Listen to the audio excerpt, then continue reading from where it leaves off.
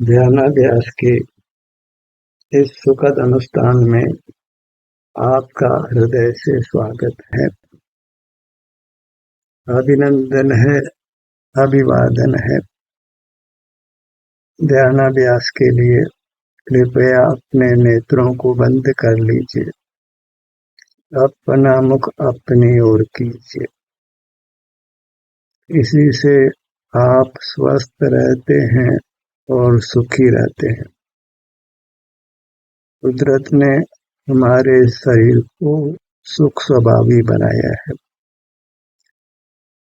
किंतु हम उससे युक्त नहीं रहकर बाह्य जड़ पदार्थों से युक्त रहते हैं, तो हमारा अमूर्त शरीर सुख स्वभावी होने पर भी दुख रूप हो जाता है।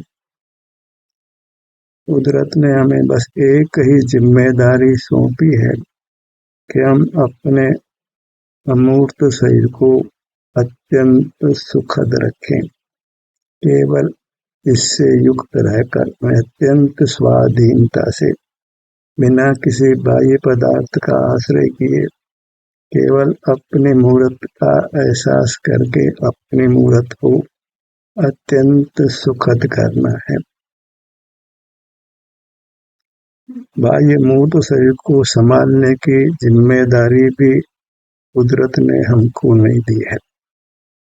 जब अपने आभ्यंतर मूर्त शरीर से युक्त रहते हैं, तो बाह्य शरीर भी स्वतः स्वस्थ हो जाता है। सब कुछ स्वाधीनता से, बिना किसी बाह्य पदार्थ का आश्रय किए। जो मुक्त हो गए हैं, ऐसे सिद्ध परमात्मा बिना किसी बाह्य पदार्थ का आश्रय किए अत्यंत सुखी रहते हैं, क्योंकि उन्होंने अपने से युक्त होकर अपने शरीर को अत्यंत सुखद बना लिया है। एक बार ये काम करिए, फिर अनंत काल स्वस्थ और सुखी रहिए। बाहर से दृष्टि हटाकर अपने पर दृष्टि रखना है। बाहर में हमारा कुछ कर्तृत्व भी नहीं है।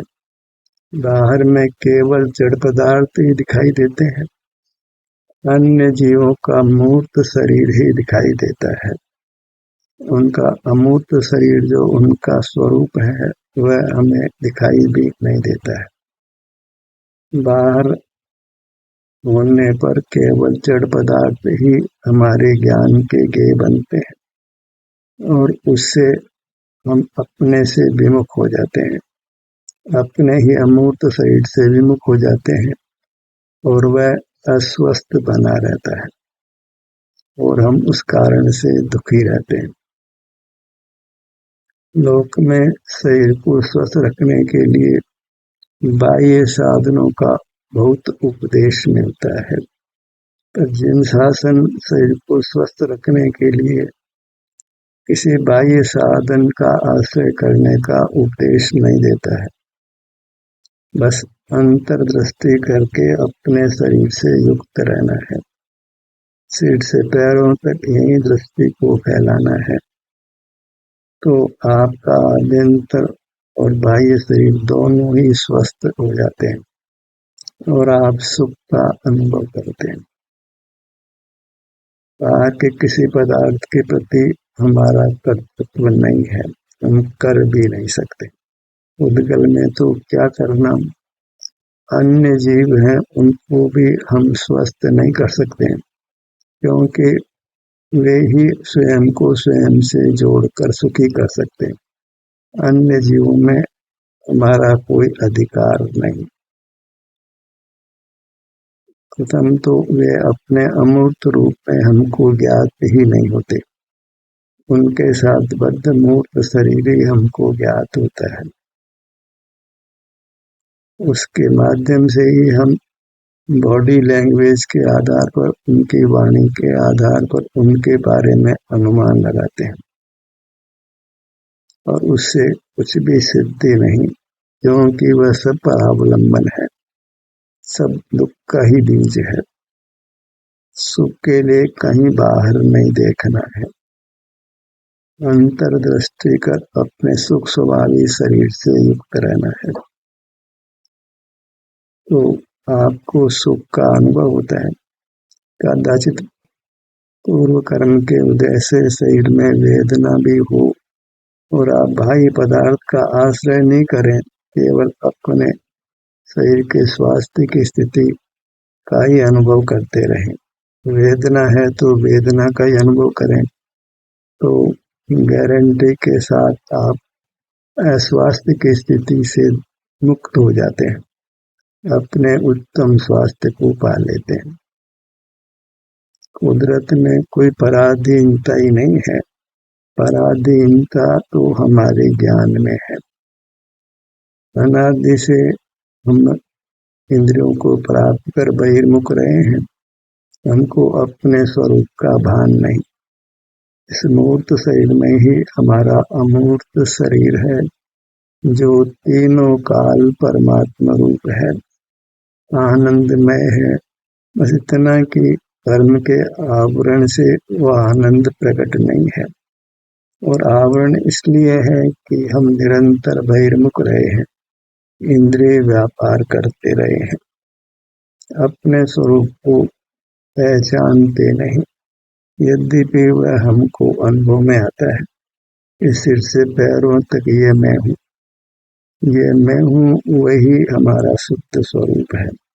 बिना आंखों से देख के ही सिर से पैरों तक ये मैं हूँ, ऐसी अनुभूति होती है, और ये वास्तव में हमारा अमूर्त शरीर है, जो तीनों काल परमात्मा है। परमात्मा रूपी अभिव्यक्ति तभी होती है जब उस अमूर्त शरीर से हम युक्त रहते हैं। यही आत्मा से परमात्मा होने का विधान है। कुदरत ने हमको एक ही जिम्मेदारी दी है कि हम अपने आत्मा को परमात्मा बनाएं, अतः जो उसमें मूर्त का संबंध है उससे अपने को पृथक करें। स्थूल शरीर का ही संबंध नहीं है, स्थूल शरीर का निर्माण करने वाला एक सूक्ष्म कारण शरीर है, वही मुख्य बंधन है। और वह मुख्य बंधन मिटता है जब हम बाहर से दृष्टि हटा लेते हैं, इंद्रिय जय करते हैं। बाहर से दृष्टि भी स्वयं बढ़ जाएगी, हम तो जब अपने आभ्यंतर अमूर्त शरीर का एहसास करते हैं। सिर से पैरों तक ही अपनी दृष्टि को फैलाते हैं, इसके किसी भाग से युक्त हो तो हमारा शरीर स्वस्थ होने लगता है, आत्मा परमात्मा होने लगता है। जैसे पानी को स्टोव पर रखें तो वह गर्म होने लगता है, फ्रीजर में रखें तो वह बर्फ होने लगता है। ऐसे ही जब हमारा ध्यान अपने अमूर्त शरीर पर होता है, बाहर से दृष्टि हटाकर अपने शरीर से युक्त होते हैं, इसके किसी भाग पर ध्यान लाकर वहाँ के सुख दुख की अवस्था को अनुभव में लेते हैं, तो हम आत्मा से परमात्मा होने लगते हैं। हमारे शरीर में अभी विशेष सुख अनुभव में नहीं आ रहा हो, और जो जो हम अपने शरीर से युक्त होते हैं तो विशेष सुख का अनुभव स्वयं होने लगता है, क्योंकि उससे बद्ध कर्मों से हम मुक्त होते जाते हैं। जितना बंधन मिटता है उतना सुख होने लगता है। हमें बस उस बंधन को मिटाना है, और बंधन का कारण बाह्य भौतिक जगत से युक्त रहना है, जिनमें किंचित भी सुख नहीं है, और हमको उनसे सुख होने का भ्रम हो गया है। उसका कारण भी एक ही है कि हम स्वस्थ होते हैं और सुख स्वभावी हैं, तो उनसे युक्त होने पर हमको सुख रूप परिणाम अपने से ही होता है। भ्रम हो जाता है कि वह सुख उद्गलों से, जड़ से, भौतिक जगत से हो रहा है। भौतिक जगत में तो किंचित भी सुख नहीं है, सुख देने की सामर्थ्य भी नहीं है। हमारा परिणाम हमारे में से आता है, हमें इस दुख रूप से मुक्त होकर सुख रूप होते हैं। हमारे शरीर में वेदना होती है, हमारे शरीर में वेदना मिट जाती है, हमारे सुख रूप परिणाम होता है। सब कुछ अपने सिर से पैरों तक ही होता है। और बहिर दृष्टि से हमको इसकी खबर नहीं। हम अपनी मूर्त से जुड़ते नहीं और आत्मा परमात्मा होने का क्रम स्टार्ट ही नहीं होता। माने दुख से सुखी होने का क्रम ही स्टार्ट नहीं होता। और वह सुख कोई सामान्य सुख नहीं है, उसके उपमा लोक में नहीं है। बस उसको प्रकट करके देखिए, उसको शब्दों से कहना भी संभव नहीं है। वह विचार गम्य भी नहीं है। दर्द या सुख की स्थिति बस अनुभव गम्य है, उसको शब्दों से कहना संभव नहीं है। पहले इतना कह देते हैं कि हमको दुख है, हमको सुख है, पर दूसरा व्यक्ति हमारे दुख सुख का अनुभव कदापि नहीं कर सकता। हम अपने सुख दुख का केवल अनुभव कर सकते हैं, और वह अनुभव ही हमको बाह्य जगत से विमुख कर कर्म के बंधन से मुक्त करता है, और इसमें अत्यंत स्वाधीनता रहती है।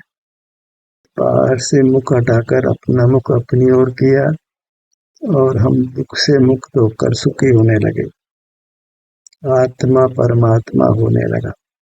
लक्ष्य एक ही हो कि मुझे परमात्मा बनना है, मूर्त शरीर के बंधन से मुक्त होना है, जन्म मरण की प्रक्रिया से मुक्त होना है। अभी तो शरीर में कोई न कोई रोग कभी कदाचित हो ही जाता है, और वृद्धावस्था तो सबको आती है। वृद्धावस्था में शारीरिक क्षीणता होती है, रोगादिक भी हो जाते हैं, और फिर मरण भी होता है, और फिर कहाँ जन्मेंगे इसमें भी हमारा कोई अधिकार नहीं। पर जब हम अपने से युक्त रहते हैं और हमारा शरीर स्वस्थ रहता है, सुखी रहता है, तो हमको भी यह विश्वास जागृत हो जाता है कि आयु पूरी होने के बाद भी हमको सुखी ही रहना है, क्योंकि हम ही रहने वाले हैं। और सुख होने लगा अर्थात कर्म का संबंध मिटने लगा। तो कर्म का संबंध नहीं रहने पर फिर आयु पूरी होने के बाद भी कर्म नहीं होने से हमको हमारे शरीर में सुख का ही अनुभव होता है। और जब ये निर्धार हो जाता है कि सुख जड़ पदार्थों से नहीं है, केवल अपने से युक्त होने से ही सुख होता है, तो जड़ पदार्थों में सुख पाने की जो मिथ्या खोज थी वह समाप्त हो जाती है। हम अपने से युक्त होकर ही उत्तम अनुपम अद्भुत सुख पाने लगते हैं, और वह सुख स्थायी भी होता है, निरंतर बढ़ता हुआ असीम हो जाता है। उसी के लिए प्रयत्न करते हैं, अपने ध्यान को अपने मुखमंडल पर लाइए। ध्यान का यही स्वरूप है कि हम अपने ध्यान को अपने पर लाते हैं, सारे जगत से विमुख होते हैं, किसी बाह्य पदार्थ की सहायता की जरूरत भी नहीं पड़ती, और अपना मुख जब अपनी ओर लाते हैं तो जो शांति होती है, वितरागता होती है, उसको पहचानना भी है, ताकि उस सुख को पाने के लिए फिर सहज वृत्ति अंतरोन्मुख होने लगती है, फिर सहज यह आत्मा परमात्मा बनता है। सिर के भाग पर आइए।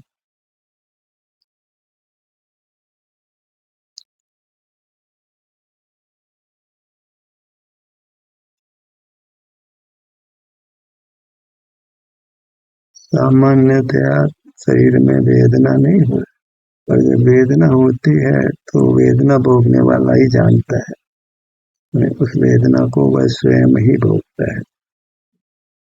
तो आज शरीर मान लो सुखद भी है तो उसके सदा सुखद रहने की कोई गारंटी नहीं है, कब कौन सा रोग उत्पन्न हो जाता है।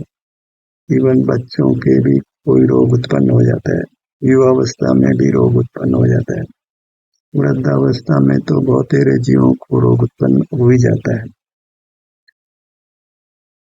तो हमको बाह्य जगत से जो रहकर अपने शरीर को अत्यंत स्वस्थ और सुखी रखना है, इतनी हमारी जिम्मेदारी है। ललाट का भाग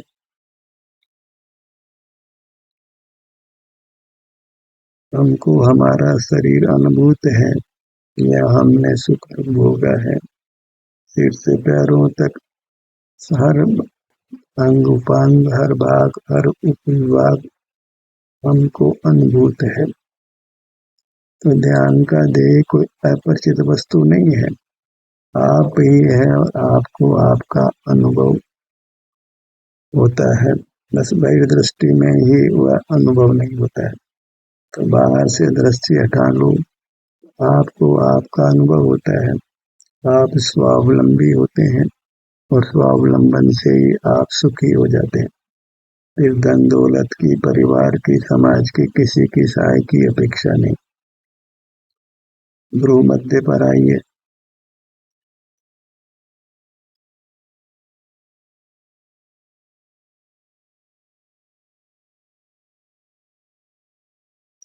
इस प्रकार हम उत्तम सुख पाते हैं। कोई मनोरंजन करने की आवश्यकता नहीं होती है, कोई इंद्रिय सुख पाने की आवश्यकता नहीं होती है, कहीं जाना भी नहीं पड़ता है।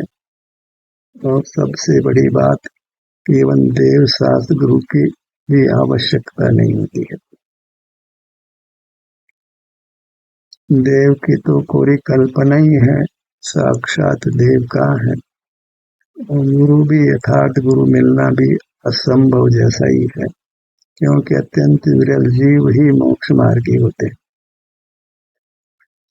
और शास्त्र भी समीचीन हो इसकी कोई गारंटी नहीं, पर अपने अनुभव से ही हमको सन्मार्ग मिलता है। सब समझ आ जाती है कि सुख का क्या स्वरूप है, सुख कैसे प्राप्त होता है। अनुभव को प्रमाण माना गया है। नेत्रों के भाग पर आइए।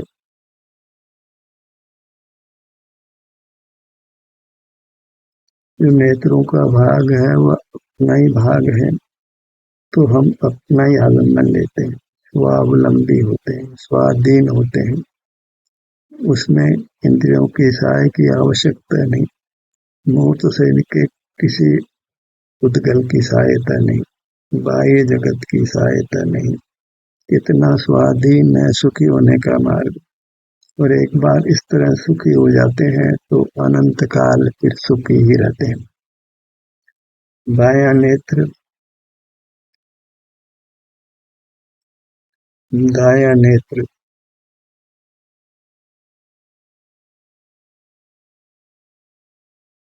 प्राथमिक अभ्यास के काल में ही हमको सुख अल्प अनुभव में आता है, उसकी प्रतीति भी नहीं हो, क्योंकि अति अल्प सुख होता है। पर ज्यों ज्यों हम अपना मुख अपनी ओर रखते हैं, रुकते हैं, तो हमारी शुद्धि बढ़ती जाती है।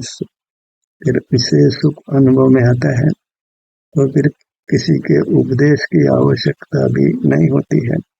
स्वयं ही हमारा ध्यान अपने शरीर की ओर आता रहता है। जो सुख भोग लिया है, उसी सुख को भोगने के लिए स्वतः ही हम अंतर्मुख होने लगते हैं। वही संस्कार हमने डाला है, फिर वह संस्कार पड़ जाता है तो उस संस्कार के बस परमात्मा पद मिल जाता है, और वह परमात्मा पद अनंत काल बना रहता है। फिर मरण नहीं है, रोग नहीं है, बुढ़ापा नहीं है, क्षुधा तृषा का दुख नहीं है, सर्दी गर्मी आदि कोई दुख नहीं है। कानों के भाग पर आइए। बाएं कान से दाएं कान तक अपने मुखमंडल की चौड़ाई को महसूस कीजिए।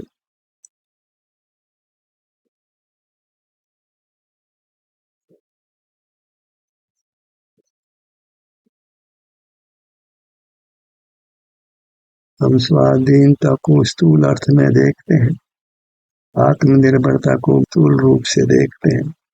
सिर से पैरों तक ये आत्मा है, जो हमारा मूर्त शरीर है वही हम है, वही हमारा आत्मा है। इसके सन्मुख रहते हैं, इसी के सन्मुख रहकर अपना काल व्यतीत करते हैं। तो वह पूर्ण आत्मनिर्भर होना है। यहाँ किसी पर पदार्थ का हम किंचित भी आलंबन नहीं लेते, किंचित भी पर निर्भर नहीं रहते और अपने सुख को अपने से ही पा लेते हैं। आया कान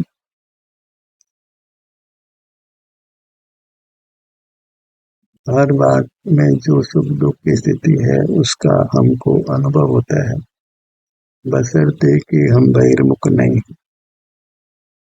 हमें अपने स्वरूप से, अपने आभ्यंतर शरीर से विमुख नहीं रहना है, अन्यथा तो संसार दुखों का अंत कभी आने वाला ही नहीं।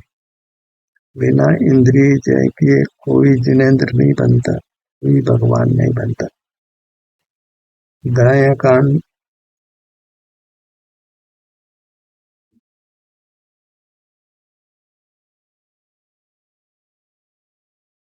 स्वयं स्वयं का अनुभव हमको सुखी करता है। जड़ पदार्थों से सुख की आशा करना वृथा है, क्योंकि वे सुख स्वभावी नहीं है। कदाचित होते भी तो एक पदार्थ का सुख दूसरे को अनुभव में नहीं आता है। जैसे अन्य जीव सुखी हो दुखी हो, उनका सुख दुख हमारे कदापि अनुभव में नहीं आता है। माता के गर्भ में रहा हुआ बालक दुख पाकर मर भी जाता है तो माता को उसकी वेदना का किंचित भी अनुभव नहीं होता, जबकि बालक उसके अति निकट उसके भीतर रहा है। हमारे परिजन दुख से त्रस्त हों तो उनका दुख का हम अनुमान भले ही करते हों, अनुभव नहीं होता है। डॉक्टर को कभी किसी मरीज के दुख का अनुभव नहीं हुआ है। हमको अपने सुख का अनुभव होता है, तो क्यों न हम अपने पूर्ण सुख को प्रकट कर उसका अनुभव करें। और उसका विधान यही है कि सुख अपने शरीर में होता है, हमारा शरीर ही सुख स्वभावी है, तो उसके ही सन्मुख रहना है। तो हमें अपने शरीर के सुख दुख की अवस्था का अनुभव होता है और वही आत्मनिर्भर होना है। तो दुख तो प्राथमिक अवस्थाओं में होता है, जब तक कि कर्म का बंधन है। जो जो कर्म के बंधन से छूटते जाते हैं, त्यों त्यों हमको विशेष विशेष सुख स्वमेव अनुभव में आने लगता है। जैसे अशुद्ध स्वर्ण को तपाते हैं तो स्वमेव ही स्वर्ण की शुद्धता प्रकट होती जाती है। नासिका भाग पर आइए।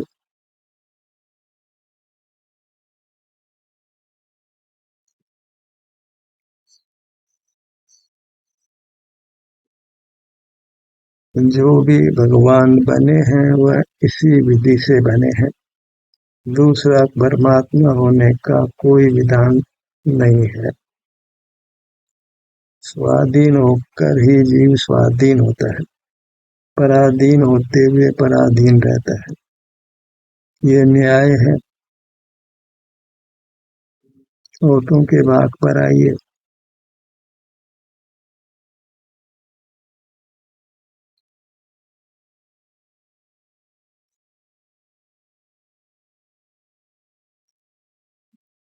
बीमार आदमी का दुख बीमार आदमी ही जानता है।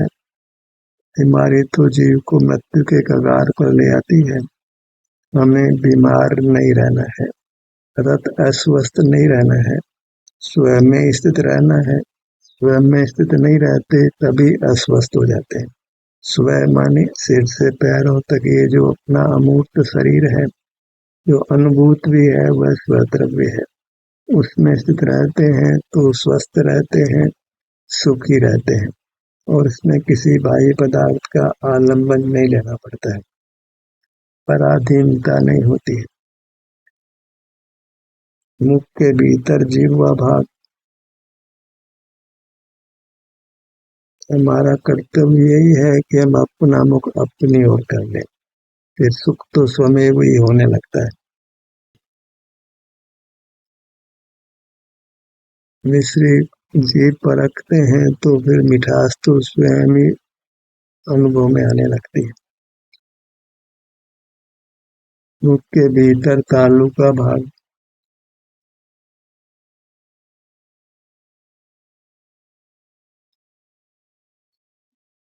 कंठ ठुड्डी ठुड्डी से सिर तक अपने मुखमंडल की ऊंचाई, बाएं कान से दाएं कान तक चौड़ाई, नासिका से सिर के पीछे के भाग तक हमारी गहराई। अपने विस्तार को कभी भुलाना नहीं है, अर्थात अपने स्वरूप को भुलाना नहीं है, क्योंकि अपने स्वरूप की विस्मृति से ही हमारा सुख का लोप हो जाता है। बहिर्मुख रहकर ही हम अस्वस्थ होते हैं, रागादिक दोष उत्पन्न होते हैं, आकुल व्याकुल रहते हैं, पदार्थों का संयोग वियोग होता रहता है, उससे सहज ही हर्ष विषाद होता रहता है।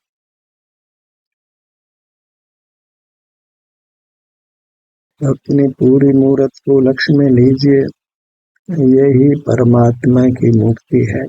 इस प्रकार जब अपनी मूर्त को लक्ष्य में लेते हैं तो यह देव दर्शन है, क्योंकि आपका आप ही देव है। यथार्थ देव दर्शन के लिए कहीं मंदिर में नहीं जाना पड़ता है, कहीं तीर्थ क्षेत्र में नहीं जाना पड़ता है। आपका आप ही देव है, ये नियम है। जो सुख स्वभावी है वह देव है, उद्गल में देवत्व घटता नहीं। जीव है वह अपने स्वरूप से सुख स्वभाव से ही देव है।